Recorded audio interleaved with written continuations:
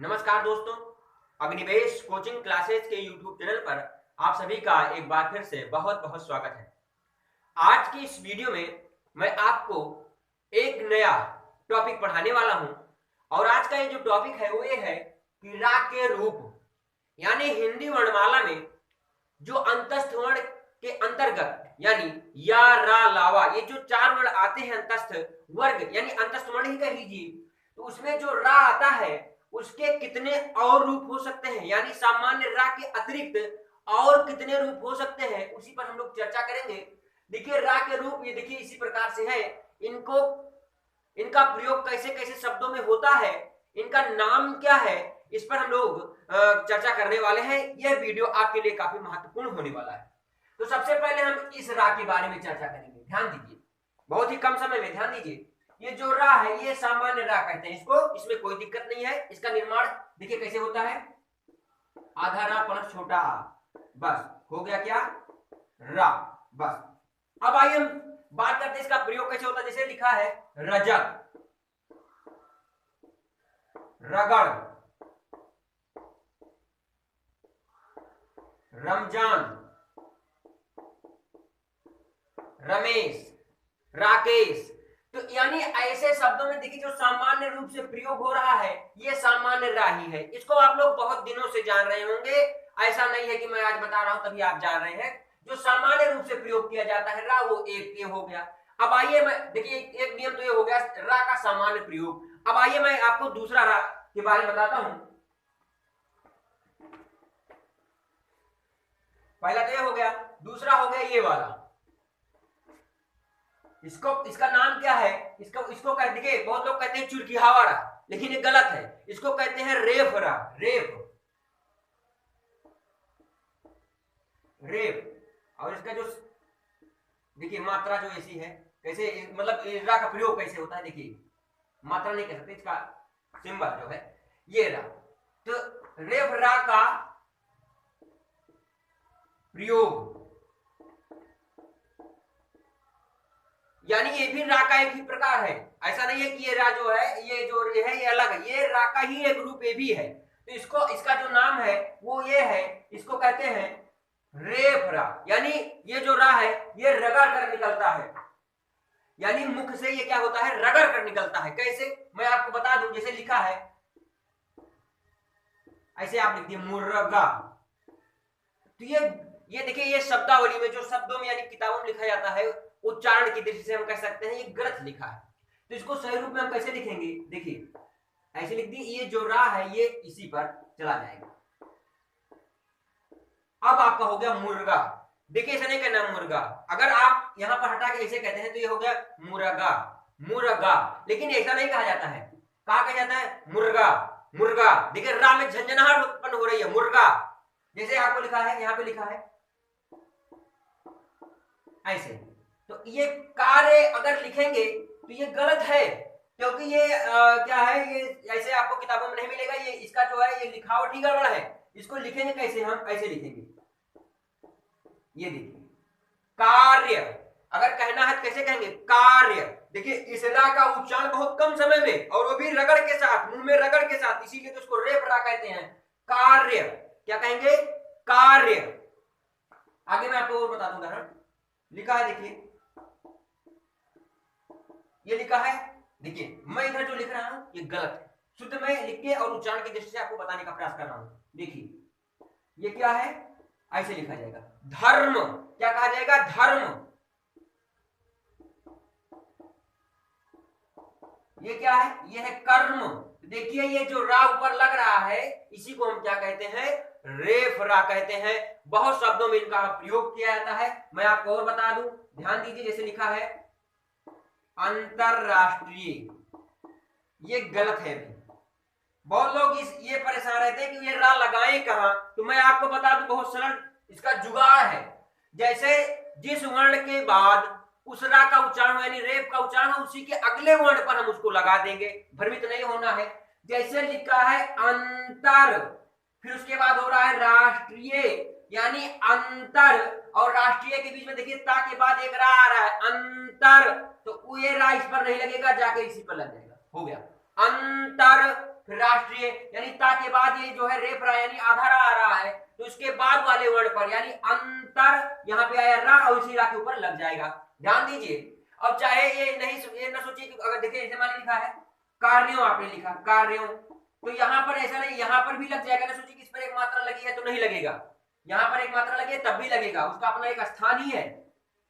अब जैसे इसमें लिखा है मुर्गा, तो देखिए यहाँ पर ये रा किस पे जाकर लग जा रहा है, देखिए मुर्गा, माँ के बाद माँ पे छुटा को मात्रा मु, आधा रा और गा पर आ की मात्रा, यानी यहाँ पर आधा जो ये रा है ये किस पर जाके लग रहा है, गा पर लग रहा है। और ध्यान रहे, एक चीज ध्यान रहे, ये जो रा पे लग रहा है रा पे नहीं लगता है, यानी ये जो चाहे छोटा आ का मात्रा हो, चाहे बड़ा आ का मात्रा हो, चाहे छोटी की मात्रा, जिस पर रहेगा यानी वो स्वर पर ही लगेगा। देखिए यहाँ पर, यानी हम ऐसे तो नहीं लगाए हैं कि इस पर लगा हो, अगर इस पर लगाएंगे तो समझ लीजिए गलत है। कभी आपने देखा है मुर्गा ऐसे लिखा हुआ, या कभी आपने कार्य ऐसे देखा हुआ लिखा हुआ इस पर? नहीं, किस पर लगा है आप खुद ध्यान से देखिए, ये लगा क्या, किस पर है, छोटा आ पर। ये कहां पर लगा है मुर्गा में, देखिए बड़ा की मात्रा है, देखिए बड़ा पर लगा है जाके, यानी अगर इस पर लगा देंगे आप तब देखिए इस पर, अब देखिए छोटा पे लगा है, नहीं छोटा पे नहीं लगा है, छोटा से बड़ा होता है, छोटा से अगर कोई बड़ा होता है तो बड़ा होता है, तो बड़ा पर लगेगा, यानी यहाँ पर होके जाके बड़ा।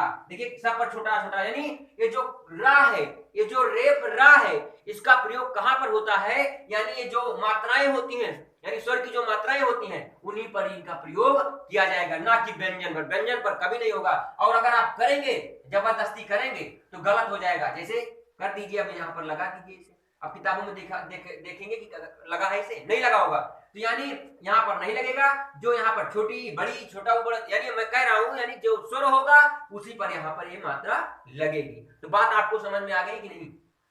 तो इसको हम क्या कहते हैं, रेफ रा कहते हैं। ऐसे तमाम शब्द है, मैं आपको बता दूं, जैसे लिखा है वर्षा लिखा है, देखिए यहाँ पर भी ऐसे लगा वर्षा, या वर्ष लिखा है, देखिए सब छोटा पर ही लग रहा है, यहाँ पर बड़ा छोटा पर यहाँ पर नहीं लग रहा है। तो समझ में आ गई बात? चलिए अब हम तीसरे और आखिरी उस पर चलते हैं।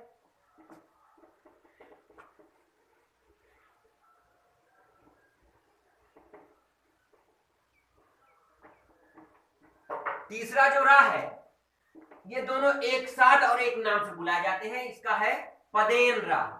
क्या कहते हैं इसको? पदेन रा। और देखिए इसका जो चिन्ह है वो ऐसे है एक, और एक ऐसे है, इन दोनों का नाम एक है। इनका प्रयोग कैसे होता है, इनको हम दो उदाहरणों के माध्यम से आपको बताने का प्रयास करूंगा। ध्यान दीजिए, इसको पदेन हम इसलिए कहते हैं क्योंकि ये शब्द जो वर्ण लिखा रहेगा उसके नीचे लगता है, यानी पद माने होता है पैर, यानी पद माने पैर में इनका प्रयोग किया जाता है, इसीलिए इसको हम पदेन रा कहते हैं। और इसके दो पार्ट हैं, एक ये है और एक ये है। अब मैं उदाहरण देकर आपको समझाता हूं। सबसे पहले मैं इसकी चर्चा करता हूं। देखिए जैसे लिखा है प्रकार, प्रकार लिखा है क्रम। इन्हीं दो उदाहरणों के माध्यम से मैं आपको और दो तीन उदाहरण बता देता हूं ताकि आप भूले ना। लिखा है जैसे प्रश्न, ग्रह, ये देखिए ये सारे इसी के उदाहरण हैं। अच्छा मैं आपको एक ट्रिक बताने का प्रयास कर रहा हूं, आप समझिए। ये वाला कब देखिए प्रयोग यहां पर हुआ है, कहां पर करेंगे हम? तो देखिए ये हमेशा खड़ी पाई वाले में ही होगा इसका प्रयोग। खड़ी का मतलब जो गोल वर्ण होंगे, जैसे डा, एठा, डा, या हम कह सकते हैं का भी कह सकते हैं। का इसलिए कह सकते हैं यहां पर नहीं लगेगा। जो गोल वर्ण होंगे यहां पर ऐसे नहीं लगेगा, यहां पर ऐसे नहीं लगेगा। और क्या कहते हैं, मैं भी बता दे रहा हूं, खा, तो खा पर यहां पर तो लगेगा लेकिन यहां नहीं लगेगा। यानी इसका मतलब ये है कि जो डंडी लगी रहती है, देखिए जो डंडी लगी है, ये देखिए जो डंडी, इन्हीं में इनका प्रयोग किया जाएगा। जैसे आप लिख रहे हैं उम्र, तो क्या यहां पर लगा देंगे? नहीं। क्या यहां पर लगेगा? नहीं। कहां लगेगा? ये इसी डंडी में लगेगी। यानी आ की मात्रा चाहे यहां पर बड़ा हो चाहे यहां पर छोटा, यानी बड़ा छोटा में, अब छोटा में थोड़ी लगेगा यहां पर। अब यहां पर कहां लगा देंगे? जबरदस्ती थोड़ी होती है तो यहां पर नहीं लगेगा। यानी जो डंडी वाली मात्रा होगी, देखिए चाहे छोटा की हो चाहे बड़ा की हो, जैसे अब यहां पे लिखे आम्र, देखिए यहां पे लग गया। या मान लीजिए कोई अंत में बड़ा की मात्रा आया हो, वहां पर भी लग जाएगा, लेकिन लगेगा डंडी में ही, यानी डंडी वाली मात्रा में इसका प्रयोग किया जाएगा। दूसरी चीज आप ध्यान दीजिए, जैसे ये प्रकार लिखा है तो यहाँ पर पा आधा है, और ये जो रा है ये पूरा है। समझ में आ गई बात? ये आधा पा है और ये पूरा रा है, इस चीज को ध्यान में रखिएगा। क्रम में आप कहिए क्रम, तो देखिए का उच्चारण कम और रा का ज्यादा था, क्रम क्रा। तो देखिए प्रकार, प्र आधा रहा है, प्र उसके बाद रा पूरा रहा है। यानी यहाँ पर जब जो ये डंडी वाली मात्रा होती है, इसमें ये होता है कि जो आगे लगा व्यंजन है ये क्या होता है, स्वर रहित होता है, यानी इसमें स्वर नहीं रहता है। और जो रा रहता है ये पूरा ऐसे ही रा, यानी पूर्ण रूप से रा का प्रयोग किया जाता है। अब आपको समझ में आ गया होगा। यानी जो ये रा है, पदेर रा है, ये जो पहला वाला मैं बताया हूं पदेर रा में, इसका प्रयोग क्या होता है, डंडी वाली मात्रा में होता है। एक अपवाद है, मैं भी आपको बता दूंगा।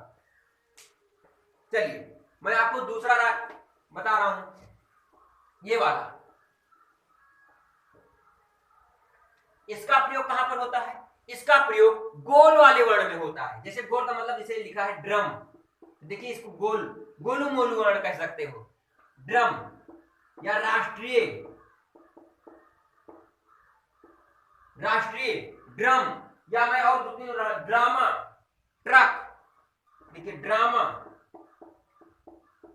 ट्रक, इन सब। देखिए अब आप अगर चाहे, जो मैं पहला भी नियम बताया ये वाला, इस पे काम करेंगे तो क्या आप यहां पर लगाएंगे ऐसे, अगर लगा पाए तो लगा ले भाई। ऐसे कभी आपने देखा है, लगा ही देंगे। हाँ ऐसे हो सकता है, ऐसे हो सकता है कि ऐसे लगा दे तो ठीक है, लेकिन आप ये वाला नियम हम बता रहे, कहां आप इसमें लगा पाएंगे, तो ये वहीं पर लगेगा जो वर्ण गोलू होंगे, गोलू यानी गोल वर्ण जो होंगे उन्हीं पर इनका हम क्या करेंगे, प्रयोग करेंगे। समझ में आ गई होगी बात? यानी जो ऐसे वर्ण होंगे, देखिए यहाँ पर जैसे गोल वर्ण जो होंगे वहीं पर इनका प्रयोग होगा। देखिए टा है, यहाँ पर ट्रा है, यहाँ पर ड्रा है, ऐसे ही इनका हम क्या करेंगे, प्रयोग करते हैं। एक अपवाद है दा, देखिए है तो गोल वर्ण ही, लेकिन यहाँ पर लगेगा ये अपवाद, जैसे द्रव लिखना है या द्रव्य लिखना है, तो यहाँ पर ये वाला वर्ण लगता है। ये आप इसको याद रख लीजिए, ये अपवाद है, यानी दा वाले जो वर्ण है, दा वाला जो वर्ण है इसमें ये वाला होगा, बाकी जितने गोल वर्ण है सब में ये वाला, ये पदेर रा का प्रयोग किया जाएगा। तो यही 3 नियम थे, यही 3 नियम के अंतर्गत रा के जितने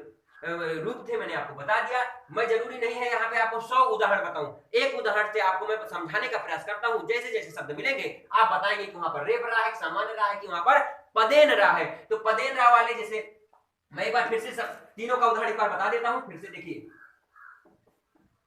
ये है सामान्य रा, और ये है रेप रा, ये है पदेन रा, ये दोनों पदेन रा। मैं एक एक एग्जाम्पल बता दूं, जैसे लिखा है रजत, यहां पे लिखा है चर्चा, यहां पे है प्रकाश, और यहां पर है ट्रक। ध्यान दीजिए, मैं अब चारों को एक बार फिर से बताने का प्रयास कर दे रहा हूं। ये सामान्य रहा है, इसको आप लोग आए दिन प्रयोग कर रहे हैं, सबका प्रयोग होता है, लेकिन वो समझने की देरी है।